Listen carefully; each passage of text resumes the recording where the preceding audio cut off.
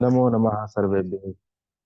आपने अंग्रेजी महीनों के नामकरण जनवरी, फरवरी, मार्च, अप्रैल ये तो सब सुने ही हैं और प्राय अपने व्यवहार में प्रयोग भी कर रहे हैं।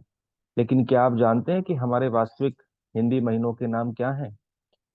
चैत्र, वैशाख, ज्येष्ठ, आषाढ़, श्रावण, भाद्रो, आश्विन, कार्तिक, मार्गशीर्ष, पौष, माघ, फाल्गुन ये हमारे हिंदी महीनों के नामकरण हैं। हम इनका प्रयोग या तो प्रायः अपनी दादा दादी या नाना नानी से सुनते हैं अथवा किसी बड़े बुजुर्ग के मुख से ही इन शब्दों का प्रयोग करते हुए देखते हैं। हम लोग अपने दैनिक जीवन में वर्तमान समय में अंग्रेजी नामों के इतने अभ्यस्त हो चुके हैं कि हम इन हिंदी महीनों का प्रयोग करना लगभग भूल गए हैं। तो आज मैं आपको हिंदी महीनों के पीछे छिपे दार्शनिक और ज्योतिषीय पक्ष को लेकर के उपस्थित हुआ हूँ। आपको ये वीडियो बहुत ही पसंद आएगा। देखिए, मार्च और अप्रैल के बीच का जो समय होता है उसको चैत्र कहा जाता है। इसी तरह से अप्रैल और मई के बीच का जो समय हो उसको वैशाख कहते हैं। मई और जून के बीच के समय को ज्येष्ठ कहा जाता है। जून और जुलाई के बीच में आषाढ़, फिर श्रावण जिसको हम सावन भी कह देते हैं प्राय लोक भाषा में, भाद्रपद महा, ये अगस्त से सितंबर के बीच का समय होता है एक महीने का, लगभग 14 अगस्त से और 14 सितंबर के बीच में। क्योंकि नरियन संक्रांति प्राय हर महीने की 14 या 15 तारीख को होती है। जैसे इस वर्ष जनवरी में 15 जनवरी को हमने मकर संक्रांति मनाई थी, सूर्य देव मकर में प्रवेश किए, तो वह एक महीना मकर संक्रांति का रहा। अब सूर्य लगभग 14 फरवरी तक मकर राशि में रहेंगे।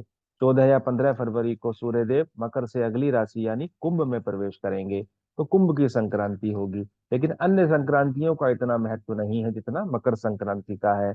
कारण क्या है इसका? कि मकर संक्रांति से उत्तरायण पक्ष प्रारंभ हो जाता है, मौसम ऋतु परिवर्तन होने लगता है और यहाँ से देवताओं का दिन प्रारंभ हो जाता है। मकर राशि से लेकर के जब तक सूर्य मिथुन राशि में रहेंगे लगभग जुलाई के बीच के समय तक, तो इस पीरियड को हमारे यहाँ उत्तरायण कहा गया है। प्रसंग मिलता है महाभारत का कि भीष्म पितामह ने जब सरसैया पर वो लेटे हुए थे तो उन्होंने इसी उत्तरायण के पक्ष का इंतजार किया था, प्रतीक्षा की थी। और यहीं पर मकर संक्रांति के बाद में उत्तरायण लगने पर उन्होंने अपने प्राण छोड़े थे। तो ये 12 महीनों के नाम हैं। लेकिन ये 12 महीनों के नाम चैत्र, वैशाख, ज्येष्ठ, आषाढ़ ही क्यों रखे गए? आइए मैं आपको इसके पीछे छिपे एक ज्योतिषीय पक्ष को बताता हूँ। आप सभी जानते हैं कि पंचांग हम लोग पढ़ते हैं प्रतिदिन। पंचांग का मतलब 5 अंग, जैसे तिथि, नक्षत्र, योग, करण और वार, इन 5 अंगों को मिला करके पंचांग कहा जाता है। इसमें एक अंग है नक्षत्र। नक्षत्र क्या है? आप देखते हैं आसमान में ऊपर जैसे सूर्य आदि तारे हैं, ऐसे ही और बहुत सारे तारे हैं। उस पूरे भचक्र को हमने 27 हिस्सों में बांट रखा है। तो एक हिस्सा अपने आप में एक नक्षत्र है ना? तो उस एक नक्षत्र में बहुत सारे तारे हैं जैसे सूर्य हैं। क्योंकि वो तारे बहुत दूर हैं इसलिए हमको दिखाई नहीं देते। तो उनका अध्ययन करने के लिए हमने उनको लगभग 13 अंश 20 कला के भाग में उनको बांटा है, 27 भाग किए हैं। तो उस पूरे खगोल भचक्र के 360 अंश के को 27 चक्र में हमने बांटा, 27 खंडों में बांटा, उसको हमने एक नक्षत्र नाम दिया। वो नक्षत्र क्या है? अश्विनी, भरणी, कृत्तिका, रोहिणी, मृगशिरा, आर्द्रा, पुनर्वसु, पुष्य, आश्लेषा, मघा, पूर्वा फाल्गुनी, उत्तरा फाल्गुनी, हस्त, चित्रा, स्वाति, विशाखा, अनुराधा, ज्येष्ठा, मूल, पूर्वाषाढ़ा, उत्तराषाढ़ा, श्रवण, धनिष्ठा, पूर्वा भाद्रपद, उत्तरा भाद्रपद, रेवती। इस तरह से ये 27 नक्षत्र हमारे वैदिक साहित्य में मिलते हैं, अथर्ववेद में संबंधित श्लोक मिलते हैं, ऋचाओं में है। नक्षत्र के नाम से एक नक्षत्र सूक्त भी है हमारे वेदों में। तो इस तरह से ये जो 27 नक्षत्र हैं, इन्हीं के नाम पर हमारे 12 इन महीनों का नामकरण किया गया है। कैसे किया गया है? आइए इसको समझते हैं। देखिए, ये आपको दिख रहा होगा एक चार्ट। इस चार्ट में चैत्र, वैशाख, ज्येष्ठ आदि ये 12 महीनों के नाम लिखे हैं। इन्हीं के बगल में नक्षत्रों के नाम लिखे हैं, जैसे चित्रा, चैत्र के आगे चित्रा लिखा है। तो चैत्र का महीना कब होता है? मैंने अभी बताया था आपको कि लगभग मार्च अप्रैल का जो समय है वो चैत्र महीने का होता है। तो उसमें जो पूर्णिमा आती है उस दिन चंद्रमा प्रायः लगभग चित्रा नक्षत्र में ही होते हैं। तो चित्रा नक्षत्र में होने के कारण हमने उस महीने का नाम चैत्र रखा। इसी तरह से अगला महीना वैशाख है, उसका नाम वैशाख क्यों पड़ा है? क्योंकि वैशाख के महीने में जो पूर्णिमा आती है उस दिन चंद्रमा विशाखा नक्षत्र में होते हैं। वैशाख के महीने की पूर्णिमा को हम बुद्ध पूर्णिमा भी मनाते हैं, भगवान गौतम बुद्ध का उस दिन अवतरण था। तो इस तरह से विशाखा नक्षत्र के नाम पर वैशाख माह का नामकरण किया गया।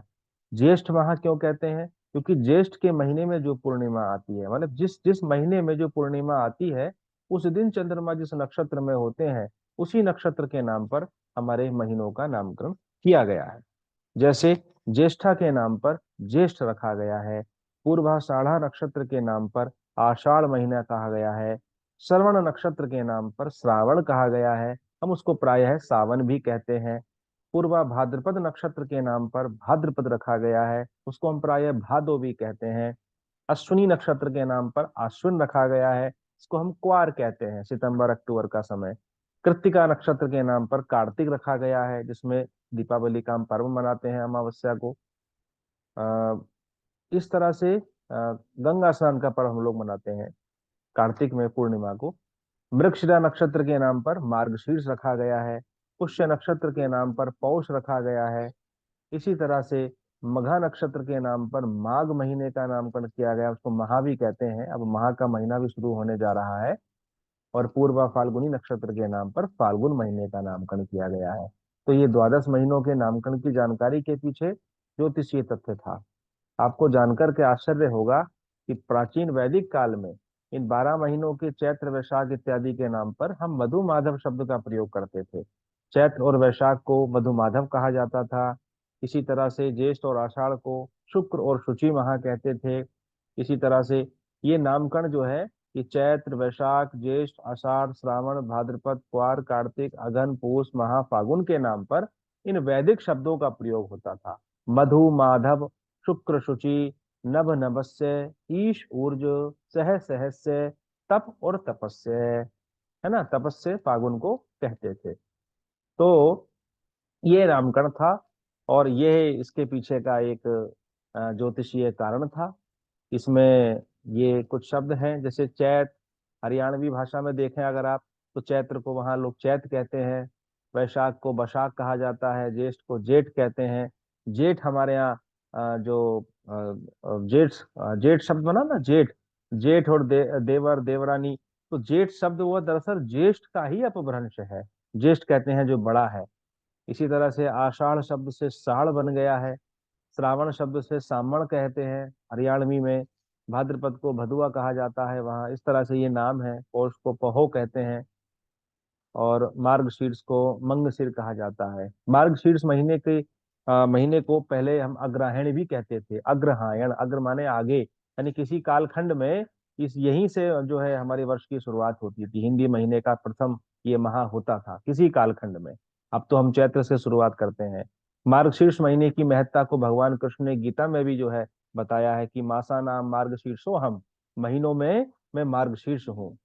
तो मैं आशा करता हूँ आपको ये जानकारी अच्छी लगी होगी और इस जानकारी को आप अन्य जगह पर इसको प्रचारित करें, प्रसारित करें। और अगर निःशुल्क ज्योतिष सीखने के आप पक्षधर हों, सीखना चाहते हो, तो उसके लिए मेरा कॉन्टेक्ट नंबर है, आप इसमें संपर्क कर सकते हैं और निःशुल्क ज्योतिष सीख सकते हैं। धन्यवाद। आपको वीडियो अच्छा लगा होगा। नमो नमः सर्वेभ्यो।